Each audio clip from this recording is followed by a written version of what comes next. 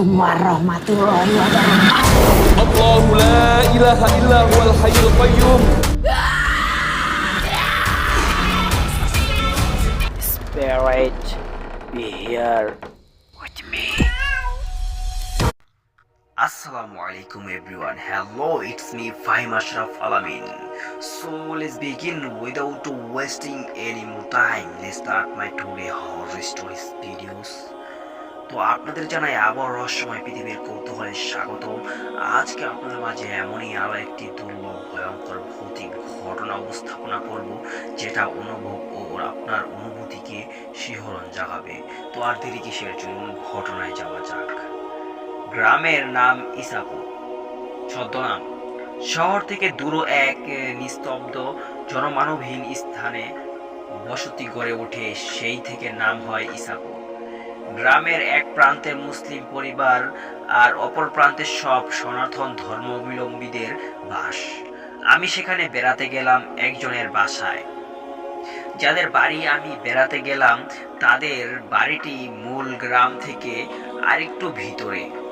তাদের বাইরে আশেপাশে কোনো মানুষজন নেই, কারণ সেখানে আর কোনো বাড়ি ছিল না। তাদের বাড়ির পর আর কোনো বাড়ি ছিল না। তাদের বাড়ির পর হিন্দুদের বাড়িঘর, তবে সেগুলো বেশি দূরে অবস্থিত। আমি যেই বাড়িতে উঠলাম সেই বাড়িটি একতলা পাকা দালান। দরজা দিয়ে ঢুকলে বড় ঘর আর দুই পাশে ছোট ছোট রুম। বাড়ির পিছনে একটা পচা পানির পুকুর আর তার চারপাশ ঘিরে জঙ্গল। বাড়িটি এমনিই ছিল লোকাশূন্য। আমি সহ মানুষ সংখ্যা 3 জন মাত্র। বাড়ির বাকি সদস্যরা ঢাকায় থাকে। আমার বেশ কৌতূহল জাগলো বাড়ির ছাদ নিয়ে, কারণ ছাদটি ছিল সুন্দর পরিষ্কার। ছাদের চারপাশে ঘেরা বিভিন্ন গাছ আর ছাদের সামনে অংশতে কিছু ফুলের গাছ। সেখানে ফুল ফুটে সকাল বিকাল। সন্ধ্যা হলে মানুষ নিজ নিজ ঘরে চলে যায়, কেউ বের হয় না, কারণ এইদিকেই সচরাচর কেউ আসা যাওয়া করে না। বিদায় সন্ধ্যা গভীর হতেই রাত মনে হয়। তার উপর নিশাচর পাখিরা অনমনে ডাকতে থাকে। পেঁচার নিজ নিজ ডালে স্থান নেয়, বাদুড়েরা ডানা ঝাঁপিয়ে উড়ে যায়। সেদিন সন্ধ্যা থেকেই চারিপাশ কেমন ঘুমট ভাবে নিয়ে আসে। বাড়ির একজন বৃদ্ধ সদস্য, যিনি সে সারাক্ষণ বিছানায় পড়ে থাকে। বাকি থাকে আমি আর আমার সাথের মেয়েটি তার কাজে ব্যস্ত থাকায় আমার আর ভালো লাগছিল না একা একা। উঠানে নেমেছিলাম, একটু নেমেই দেখি আকাশে বিশাল গোলাকৃতির চাঁদ। ভাবলাম আজ ছাদে গিয়ে বসে বসে চাঁদ দেখব। আমার কারণে অকারণে চাঁদ দেখতে ভালো লাগে। রাত 10টা বাজে। ভাবছি এখন আমি এক কাপ চা নিয়ে ছাদে চলে যাব। বলে রাখি, আমি আসার পর মেয়েটি আমাকে বলেছিল বাড়ির পিছনের পুকুরের আর ছাদে যেন না যাই। কিন্তু সেদিন চাঁদের সৌন্দর্যের আমাকে বারবার টানছিল। মানে হচ্ছিল ছাদে গেলেই আমি মন ভরে নিঃশ্বাস নিতে পারবো, বহুদিনের জামানো কথাগুলো বলতে পারবো। মেয়েটির অগজুরে চলে গেলাম ছাদে এক কাপ চা নিয়ে। ছাদে মোবাইল ফোন আছে, ভাবছি গান শুনবো, কিন্তু ছাদে ওঠা মাত্রই আমার মন অনমনস্কার ভাবে ভালো লাগতে শুরু করলো। ইচ্ছে করছে সারা ছাদ কাটাই। এত সুন্দর পূর্ণ চাঁদ আর তার আলোতে আলোকিত চারিপাশ, উন্মুগ্ধকর দৃশ্য। আমি গান শোনার কথা ভুলে গেলাম। চা খাচ্ছি আর মুগ্ধ হয়ে আকাশের চাঁদ দেখছি। কিন্তু বেশিক্ষণ স্থায়ীও হলো না এই সুন্দর মুহূর্ত। হঠাৎ আমার কেমন অস্বস্তি লাগা শুরু হলো। মনে হচ্ছে গা কাটা দিচ্ছে। চারিপাশ নির্জন এতটাই যে আমি নিজে আমার নিঃশ্বাস ব্যতীত অন্য কারো উপস্থিতি টের পাচ্ছি। বাতাসে ঘুমট ভাব স্পষ্ট বোঝা যাচ্ছে। দমকা বাতাসে মনে হচ্ছে কারো কালো হাতের স্পর্শ আমার ঘাড়ে এসে লাগলো। অন্ধকারও স্পষ্ট দেখা যাচ্ছে ভীষণ কালো লোমস্য হাত। পিছনে ঘুরে তাকানোর মতো সাহস পাচ্ছি না। কি যে ভয়াবহ পরিস্থিতিতে মুখে বলে বোঝানো সম্ভব না। এরকম সময়ে ভেবে পাচ্ছি না কি করব আমি। দোয়া পড়তে পারছি না, কারণ পড়তে নিলেই দোয়ার মাঝে ভুল হচ্ছে।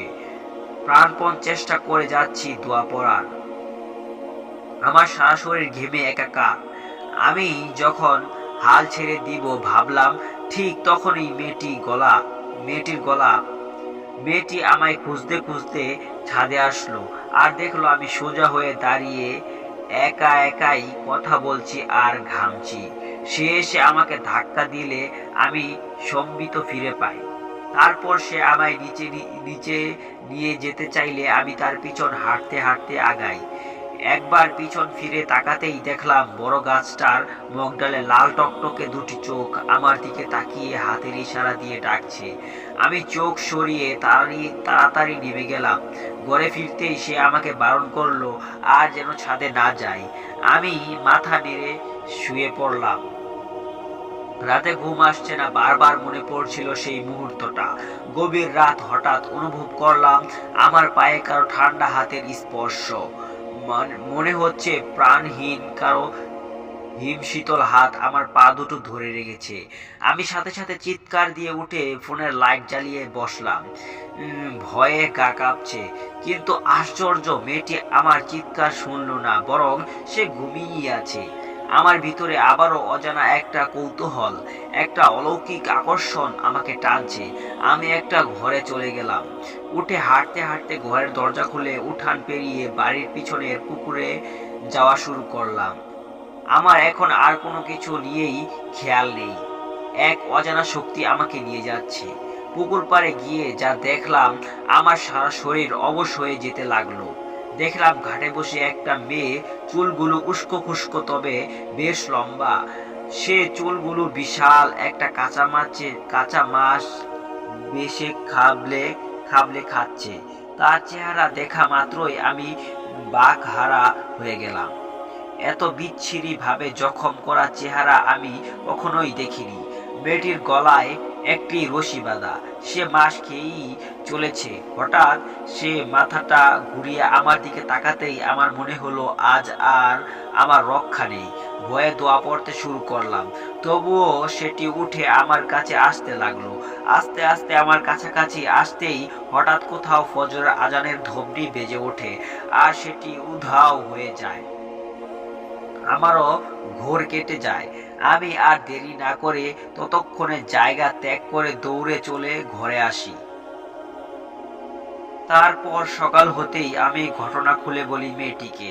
তখন সে জানায়, এক সময় এই বাড়ির এক মেয়েকে অত্যাচার করে গলায় রশি বেঁধে মেরে ফেলা হয়। তাকে মেরে পিছনের পুকুরটায় ফেলে দেওয়া হয়, যাতে মানুষ বুঝতে পারে যে সে নিজে আত্মহত্যা করেছে। তারপর কিছুদিন পর লাশ উঠিয়ে মাটি চাপা দিয়ে দেয়। এখানে মানুষজন তেমন না থাকায় কেউ জানতে পারেনি।